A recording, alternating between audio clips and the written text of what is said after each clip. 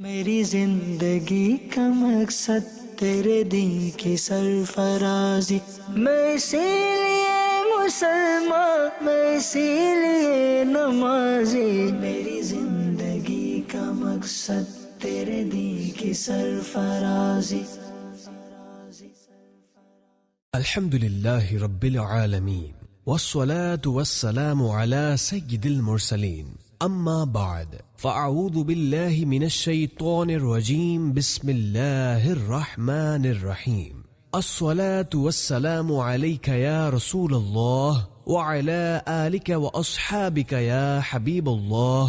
الصلاة والسلام عليك يا نبي الله وعلى آلك وأصحابك يا نور الله. پیارے اسلامی بھائیوں اور مدنی چینل کے ناظرین، پروگرام ہے اسلامی زندگی، اور آج ہم اس پروگرام میں ایک بادشاہ کے بیٹے کے بارے میں بیان کریں گے جس نے بادشاہت والی زندگی کو ٹھکرا کر آخرت کی تیاری کو ترجیح دی۔ آخر تک اس سلسلے میں شریک رہیے۔ آئیے سب سے پہلے درود پاک پڑھنے کی فضیلت سنتے ہیں۔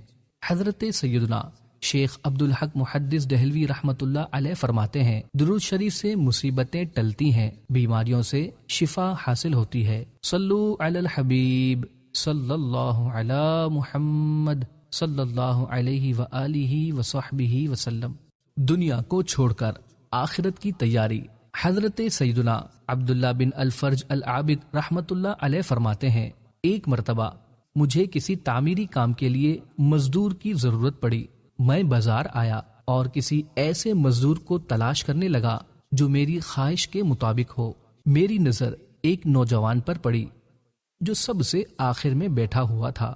اس کا چہرہ شرافت و عبادت کے نور سے چمک رہا تھا، جسم بہت ہی کمزور تھا۔ اس کے سامنے ایک زنبیل یعنی ٹوکری اور رسی پڑی ہوئی تھی۔ اس نے اون کا جبہ پہنا ہوا تھا اور ایک موٹی چادر کا تہبند باندھا ہوا تھا۔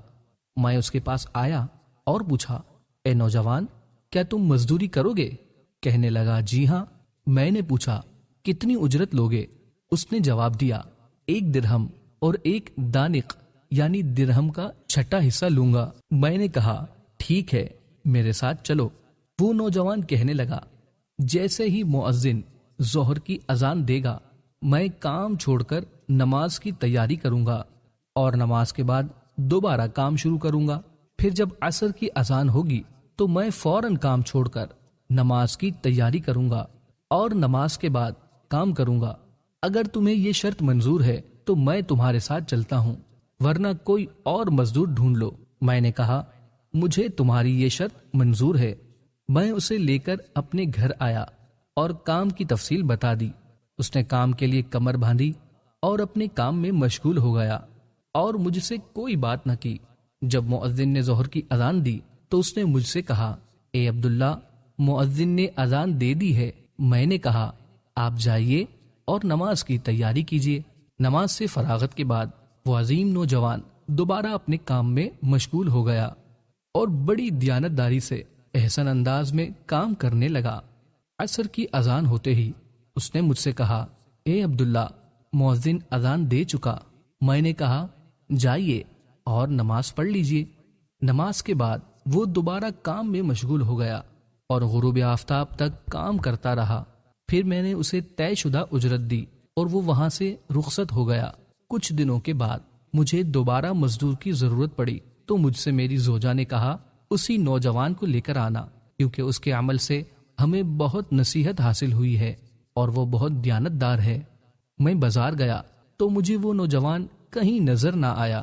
میں نے لوگوں سے اس کے متعلق پوچھا تو وہ کہنے لگے، کیا آپ اسی کمزور نوجوان کے بارے میں پوچھ رہے ہیں جو سب سے آخر میں بیٹھتا ہے؟ میں نے کہا، جی ہاں، میں اسی کے متعلق پوچھ رہا ہوں۔ انہوں نے کہا، وہ تو صرف ہفتے کے دن آتا ہے، اس کے علاوہ کسی دن کام نہیں کرتا۔ یہ سن کر میں واپس آ گیا اور ہفتے کا انتظار کرنے لگا۔ پھر بروز ہفتہ میں دوبارہ بازار گیا تو میں نے اس پرکشش و عظیم نوجوان کو اسی جگہ موجود پایا۔ میں اس کے پاس گیا اور اس سے پوچھا، کیا تم مزدوری کرو گے؟ اس نے کہا، جی ہاں، لیکن میری وہی شرائط ہوں گی جو میں نے پہلے بتائی تھیں۔ میں نے کہا، مجھے منظور ہے، تم میرے ساتھ چلو۔ وہ میرے ساتھ میرے گھر آیا اور میں نے اسے کام کی تفصیل بتا دی۔ وہ بڑی دیانتداری سے پہلے کی طرح کام کرتا رہا اور اس نے کئی مزدوروں جتنا کام کیا۔ شام کو میں نے اسے طے شدہ اجرت سے زیادہ رقم دینا چاہی تو اس نے زائد رقم لینے سے انکار کر دیا۔ میں نے بہت اصرار کیا مگر وہ نہ مانا اور اجرت لیے بغیر ہی وہاں سے جانے لگا۔ مجھے اس بات سے بڑا رنج ہوا کہ وہ بغیر اجرت لیے ہی جا رہا ہے۔ میں نے اس کا پیچھا کیا اور بہت عاجزی کے ساتھ اسے اجرت دی۔ اس نے زائد رقم واپس کر دی اور طے شدہ مزدوری لے کر وہاں سے روانہ ہو گیا۔ کچھ دنوں کے بعد جب دوبارہ ہمیں مزدور کی ضرورت پڑی تو میں ہفتے کے دن بازار گیا اور اسی نوجوان کو تلاش کرنے لگا، لیکن وہ مجھے کہیں نظر نہ آیا۔ میں نے اس کے متعلق پوچھا تو لوگوں نے بتایا کہ آج وہ بیمار تھا اس لیے نہیں آیا۔ میں نے پوچھا وہ کہاں رہتا ہے؟ لوگوں نے بتایا فلاں مکان میں رہتا ہے۔ میں اس کے پاس پہنچا تو دیکھا کہ وہ سخت بیماری میں مبتلا ہے اور اینٹوں کا تکیہ بنایا ہوا ہے۔ میں نے اسے سلام کیا اور پوچھا اے میرے بھائی، کیا تمہاری کوئی حاجت ہے؟ کہنے لگا جی ہاں، مجھے تم سے ایک ضروری کام ہے، کیا تم اسے پورا کرو گے؟ میں نے کہا انشاءاللہ میں تمہارا کام ضرور پورا کروں گا، بتاؤ کیا کام ہے؟ اس نوجوان نے کہا جب میں مر جاؤں تو یہ لوٹا اور زنبیل بیچ کر قبر کھودنے والے کو اجرت دے دینا۔ کفن کے لیے مجھے میرا یہی اون کا جبہ اور چادر کافی ہے، مجھے اسی لباس میں سپرد خاک کر دینا۔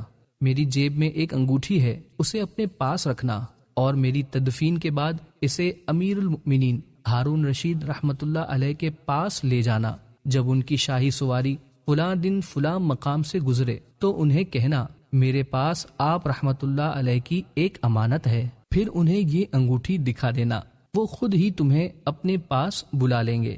اس بات کا خیال رکھنا کہ یہ کام میری تدفین کے بعد ہی کرنا۔ میں نے کہا ٹھیک ہے، میں تمہاری وصیت پر عمل کروں گا۔ پھر اس عظیم نوجوان کی روح قفس انصری سے پرواز کر گئی۔ مجھے اس کی موت کا بہت دکھ ہوا۔ بہرحال میں نے اس کی وصیت کے مطابق اس کی تجہیز و تکفین کی اور پھر انتظار کرنے لگا کہ خلیفہ ہارون الرشید رحمت اللہ علیہ کی سواری کس دن نکلتی ہے۔ جب وہ دن آیا تو میں راستے میں بیٹھ گیا۔ جب ان کی سواری میرے قریب سے گزری تو میں نے بلند آواز سے کہا اے امیر المؤمنین، میرے پاس آپ رحمت اللہ علیہ کی ایک امانت ہے۔ پھر میں نے وہ انگوٹھی دکھائی۔ انہوں نے انگوٹھی دیکھ کر حکم دیا کہ اسے ہمارے مہمان خانے میں لے جاؤ، میں اس سے علیحدگی میں گفتگو کروں گا۔ چنانچہ مجھے محل میں پہنچا دیا گیا۔ جب خلیفہ ہارون الرشید رحمت اللہ علیہ کی واپسی ہوئی تو انہوں نے مجھے اپنے پاس بلایا اور باقی تمام لوگوں کو باہر جانے کا حکم دیا۔ پھر مجھ سے پوچھا تم کون ہو؟ میں نے کہا میرا نام عبداللہ بن فرج ہے۔ انہوں نے پوچھا تمہارے پاس یہ انگوٹھی کہاں سے آئی؟ میں نے اس عظیم نوجوان کا سارا واقعہ خلیفہ ہارون الرشید رحمت اللہ علیہ کو سنا دیا۔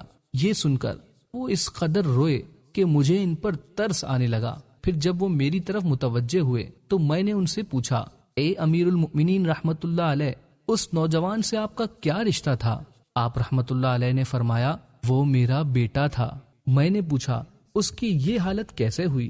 آپ رحمت اللہ علیہ نے فرمایا وہ مجھے خلافت ملنے سے پہلے پیدا ہوا تھا۔ ہم نے اس کی خوب نیک ماحول میں پرورش کی اور اس نے قرآن کا علم سیکھا۔ جب مجھے خلافت کی ذمہ داری سونپی گئی تو اس نے مجھے چھوڑ دیا اور میری دنیاوی دولت سے کوئی فائدہ حاصل نہ کیا۔ یہ اپنی ماں کا بہت فرما بردار تھا۔ میں نے اس کی ماں کو ایک انگوٹھی دی جس میں بہت ہی قیمتی یاقوت تھا اور اسے کہا یہ میرے بیٹے کو دے دو تاکہ بوقت ضرورت اسے بیچ کر اپنی حاجت پوری کر سکے۔ اس کے بعد وہ ہمیں چھوڑ کر چلا گیا اور ہمیں اس کے متعلق بالکل معلومات نہ مل سکی۔ آج تم نے اس کے متعلق بتایا ہے۔ پھر آپ رحمت اللہ علیہ رونے لگے اور کہا آج رات مجھے اس کی قبر پر لے جانا۔ جب رات ہوئی اور ہم دونوں اس کی قبر پر پہنچے تو خلیفہ ہارون الرشید رحمت اللہ علیہ اس کی قبر کے پاس بیٹھ گئے اور زار و قطار رونا شروع کر دیا اور ساری رات روتے روتے گزار دی۔ جب صبح ہوئی تو ہم وہاں سے واپس آ گئے۔ آپ رحمت اللہ علیہ مجھ سے فرمانے لگے تم روزانہ رات کے وقت میرے پاس آیا کرو ہم دونوں اس کی قبر پر آیا کریں گے۔ میں ہر رات ان کے پاس جاتا، وہ میرے ساتھ قبر پر آتے اور رونا شروع کر دیتے، پھر واپس چلے جاتے۔ پیارے اسلامی بھائیوں، کیسا دنیا سے بے رغبتی کا جذبہ تھا۔ والد صاحب امیر المؤمنین ہیں، لیکن ان کے مال سے کچھ بھی لینا پسند نہیں کیا، بلکہ خود محنت و مزدوری کر کے اپنا پیٹ پالتے رہے۔ یاد رکھیں، دنیا کی محبت جس دل میں ہو، اس دل میں اللہ پاک کی محبت نہیں آ سکتی۔ اللہ پاک نے حضرت سیدنا داود علی نبینا و علیہ الصلاۃ والسلام سے فرمایا، اگر تو مجھ سے محبت کرنا چاہتا ہے تو دنیا کی محبت کو اپنے دل سے نکال دے، کیونکہ میری اور دنیا کی محبت ایک دل میں جمع نہیں ہو سکتی۔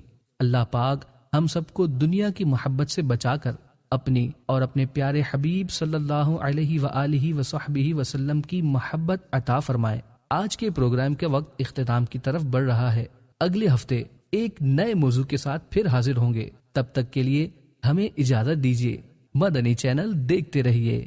صلو علی الحبیب صلی اللہ علی محمد صلی اللہ علیہ وآلہ وصحبہ وسلم۔ میری زندگی کا مقصد تیرے دین کی سرفرازی، میں اسی لیے مسلمان، میں اسی لیے نمازی۔ میری زندگی کا مقصد تیرے دین کی سرفرازی۔